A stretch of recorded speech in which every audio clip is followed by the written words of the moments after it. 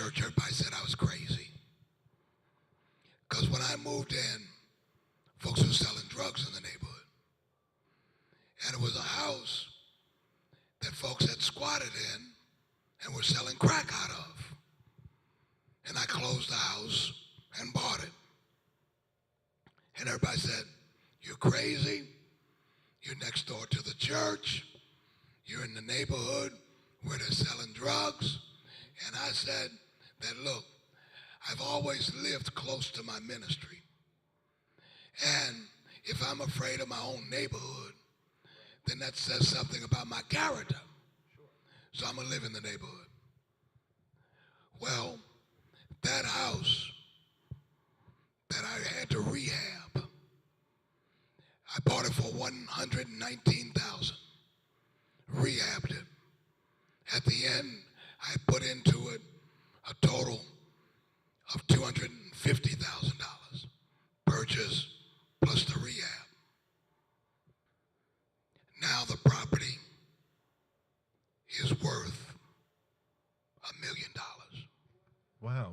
So Reverend Hagler, Cedric Smith, you know, these are we're predominantly today, and I just want to say this to give you a second to catch your breath and to ask this question. Most of our students today, those who are watching, because they are in so many different affinity groups and they're preparing for the send-off, that's where they are. But this is a wonderful conversation. I'm glad it's being recorded. What you're telling me is I should own property, I should own a home, and I have a right to. So let's take a toll. Just get some metrics out of it. How many students really want to own a home that belongs to them? You're not forced, so I think we would say majority. So this speaks to, you know, Reverend Hagler speaks to the social justice side of this and the advocacy. It echoes his activism in the 70s with, you know, his justice journey and racial equality. It echoes his involvement in the 80s with the anti-apartheid movement, in the 90s with the Founding Faith Action, in the 2000s with Hurricane Katrina, and in 2010 and even now in the present day with ongoing activism. But I think it's important for students to hear that social justice and the advocacy that we want them to be a part of might find them in this vein, working in that vein. But Cedric Smith, I have a question for you, and Reverend Hagler, I'll let you rest.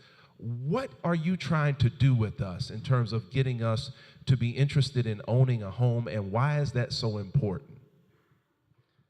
I think it's incumbent on us to realize that the earlier we do something with home ownership, the better.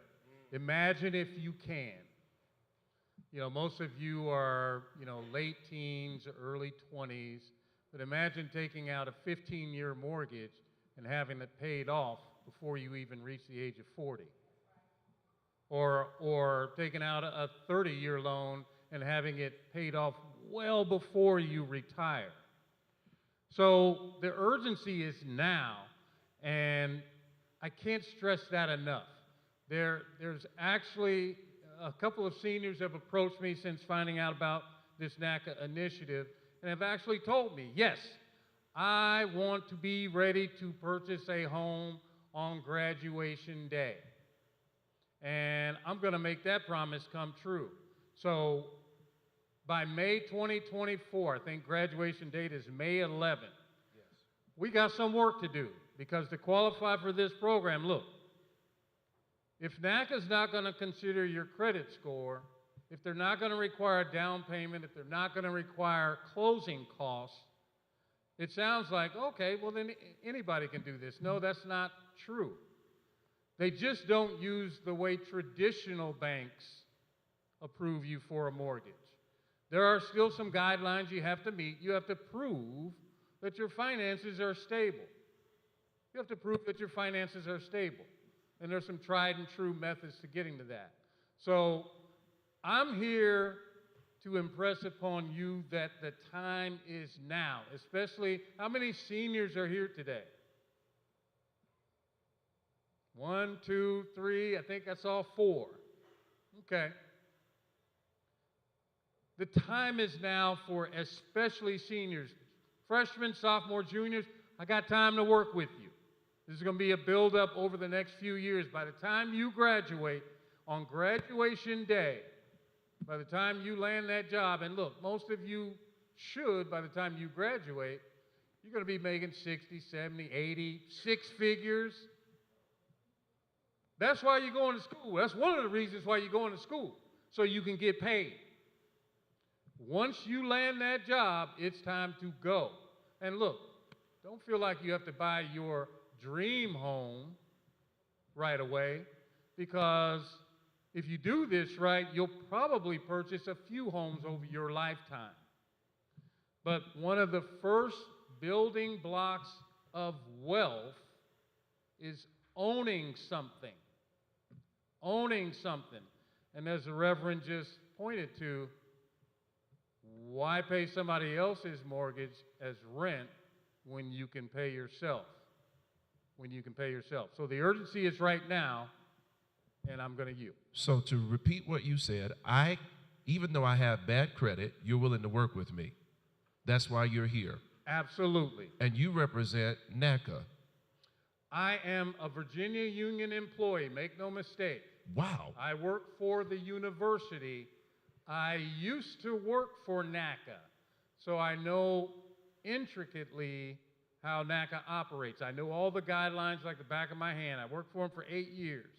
All I'm doing is exporting that NACA knowledge onto campus here so that we can take advantage of it. Imagine, if you will, imagine every senior in the graduating class, and every senior in the graduating class may not want to or desire to purchase a home right away. There are different motivations. Some are going to be wanting to travel overseas. Okay, you're not ready. But imagine that every graduating senior has been qualified and approved so that if they so choose to purchase right away, they are ready to do it right then and there. That's my goal, year in and year out, starting with the seniors, but it's going to work its way down to freshmen, sophomores, juniors. Like I said, I got a little bit of time because you got a few years to put in. Not to mention, let's not forget about faculty, staff. There are amazingly, and you may not know this, some of your teachers, professors, they're not homeowners. Right. So this program is for them too. For faculty, staff, employees, look, there's a landscaper out here. I've talked to him. He's been at the university for 19 years. He's ready to buy a home. 19 years, that says a lot. You got some job stability. So this is campus-wide. This alumni are being outreached to also. So anybody and everybody that has anything to do with Virginia University, Virginia Union University, is invited to take part in this program, and I intend to administer that.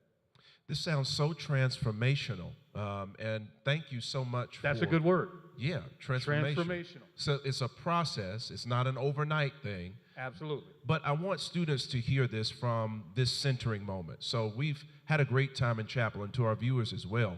We are at a place where we want to make sure that our students really realize the vision that our president, our board has for your success, not just while you're here, but on that day where you graduate. So let's vision that for a moment.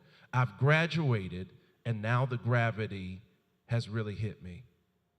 I've applied for graduate school in some senses. I have a job offer, but I still want to have my own. How many of you want your own?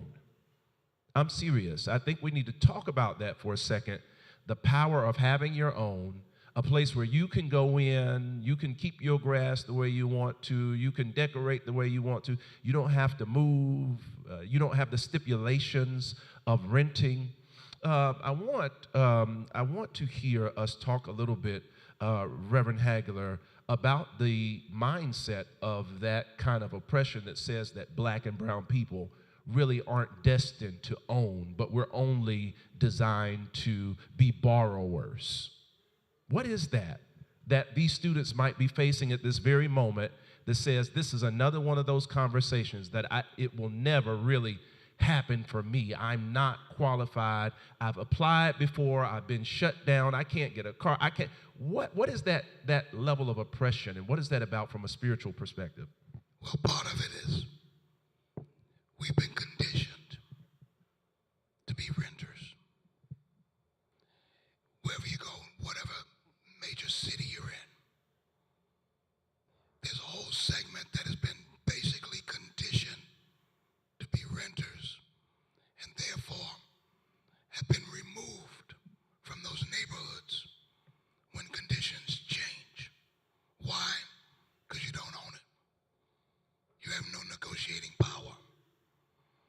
somebody decides it's time for you to get out,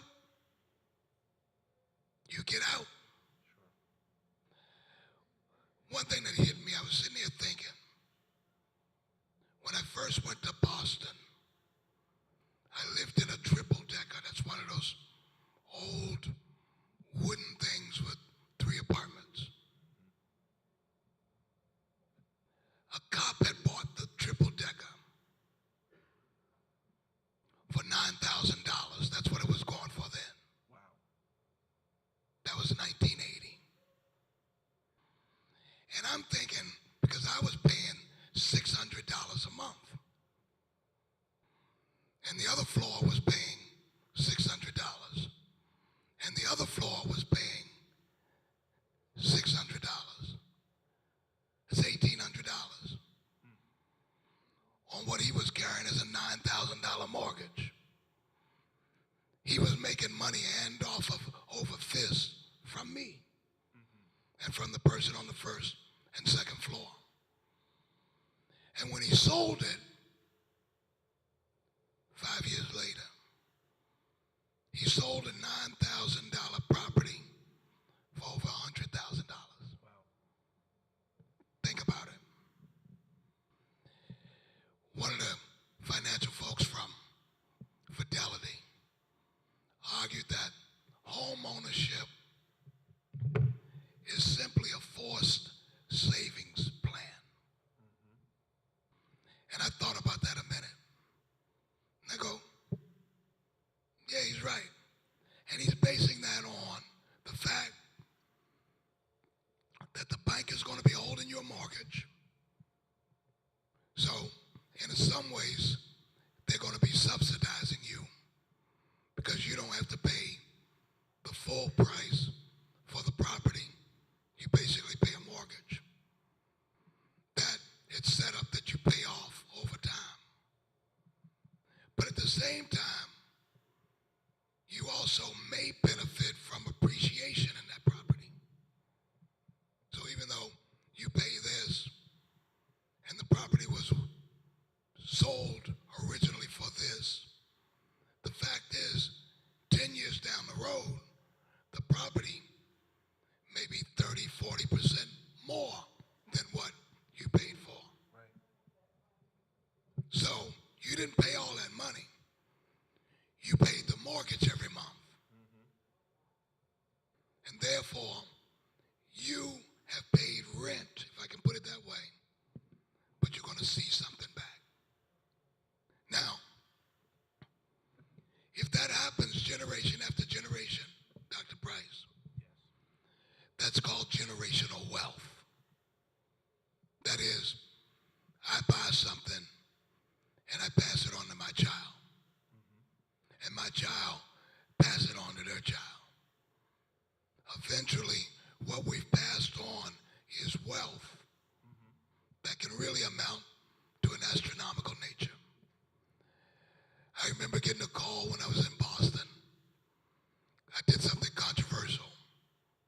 I was marrying somebody to somebody who was doing life in prison. And the brother called me, of the bride, and he introduces himself this way, doesn't even tell me his name.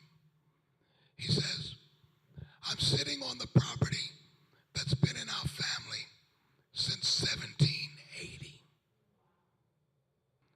What he was telling me was his sense of importance and place based on how long that property has been in his family. We need to get that mentality of how we build intergenerational wealth. It starts with you, and it gets handed down, and handed down, and handed down. And one thing that's important is that you're not removed at somebody else's whim, but at your choice. Wow. Wow. You know, John, in the biblical canon, John 10:10, there is the description of the thief. I've come to destroy, to take from you, but then the biblical response is, I've come that you might have life and that you might have it more abundantly. I want to ask a question, just a poll, and because of time, we're going to end in just a moment. But I cannot express to you how proud I am that as a conscious chapel that is rooted in liberation theology, that we can have these type of conversations that move us from a just outward expression of praise, which we find to be so very natural to who we are as African American descendants and African American persons. It is the drum in our hand and in our feet, to a more way of freedoms that cannot be taken from us, ownership. I want to ask a question just by poll to our students. How many of you have been given a house and you have the deed? I can't put my hand up yet. Have you been given a home? Watch this. So I see 2 out of a robust crowd today, and that's for you online. How many of you have been given a home? We're talking about equity, as was mentioned by our panelists. We're talking about freedoms that cannot be taken. How many of you, your family, and I'm going to put my hand up, but we're doing data work now here in real time. Dr. Price believes in this, by the way. How many of you have rented your entire life? An apartment, or your family rents? Okay, don't be ashamed. Dr. Price put his hand up. Now, okay, 6 months. How many of you would really like to own something, a home, and it would be a game changer for you and your family, for your children, some of you, for your parents? Well, I want to end by allowing Cedric Smith, who's here working as an employee of Virginia Union University. It's the president's vision, and it was the president's guide that called Cedric to this place, these hollow grounds and Deer Walls, like many of us. And we are starting to see his vision. And based on the information you all shared today, we're starting to understand it. And there's an opportunity coming up where NACA, I understand, is going to be on campus. And I think this is one of the largest meetings in the country, is going to be right here about you coming, applying, and would you tell us? Absolutely. To wrap up, let me just say this. On the television monitor, you see that Friday, November 17th through Sunday, November 19th, NACA will be here on campus. It'll be sort of a campus takeover, because on NACA's website, I learned that more than 4,000 people have signed up already to come to campus over those 3 days. 4,000 people are going to come and try and get approved for a mortgage over the span of 3 days. So I'm here to tell you, and this is not so much for you students. I would love for you to come by and just witness this. This will be in the chapel and in the LLC. But not so much for your students, but what I want you to do. Go home, tell your mama and them, tell your daddy, tell your cousins, tell your uncles, anybody you know who's interested in getting approved for a mortgage. Come on down to Virginia Union University, November 17th through 19th. Thousands of people will show up, and of course, look, thousands of people won't get approved for a mortgage, but a few hundred will. Think about that.